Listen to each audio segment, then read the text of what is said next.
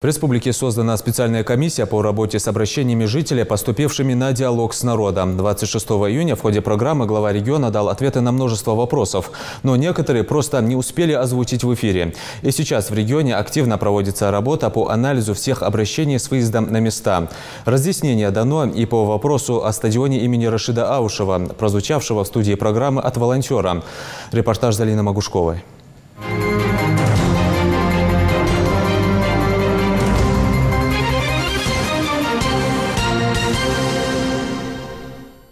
На программе «Диалог с народом», который состоялся 26 июня, вместо привычных гостей и представителей министерств и ведомств в студии присутствовали волонтеры. Объявленный год добровольца дает свои плоды. Именно эти ребята помогали в подготовке программы на протяжении 2 недель. Они принимали звонки и обращения. Каждый внес свой весомый вклад, чтобы ни одно обращение не осталось без внимания. Ребята тоже воспользовались возможностью задать свои вопросы, один из которых касался стадиона имени Рашида Аушева. Почему там не проводится работа для привлечения предпринимателей, чтобы там открылись,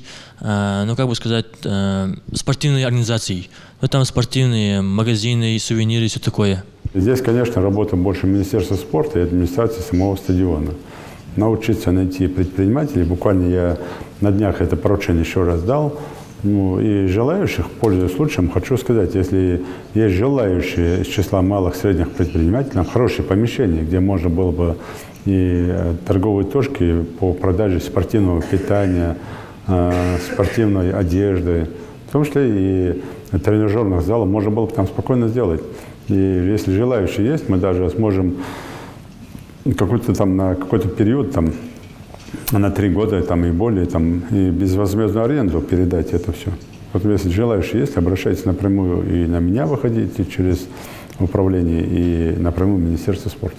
Этот стадион был построен 30 лет назад. В 2016 году его реконструировали перед проведением фестиваля культуры и спорта.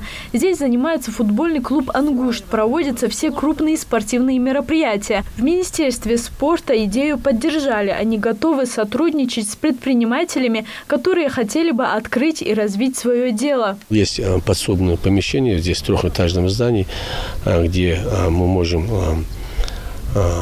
сдать помещение в аренду любому предпринимателю, который захочет здесь открыть свое дело, то ли будь он спортивный магазин, то ли пункт общественного питания. Помещение у нас есть, любой желающий может обратиться и к директору стадиона, или к нам на Министерстве спорта.